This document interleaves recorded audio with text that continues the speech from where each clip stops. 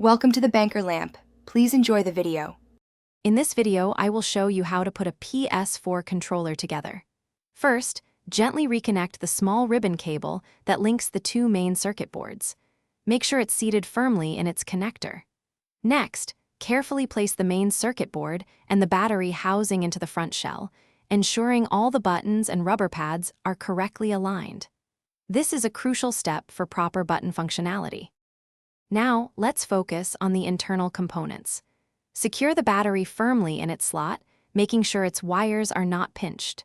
Then, carefully place the two rumble motors into their respective housings on either side of the controller.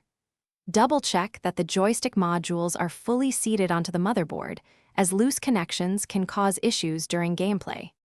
With all internal parts in place, it's time to close the controller. Carefully align the back shell with the front shell, ensuring no wires are caught. Gently press the two halves together until you hear them click securely into place. Finally, insert and tighten the 4 small Phillips head screws on the back of the controller to secure everything firmly. After reassembly, it's essential to perform a thorough test. First, manually check that all buttons and joysticks move freely and have their full range of motion. Then, connect your newly assembled controller to a PlayStation 4 console or a computer. Test every function, including the vibration, touchpad, and all triggers, to ensure everything is working perfectly. Thanks for watching. If this was helpful, leave a like and consider subscribing. See you next time.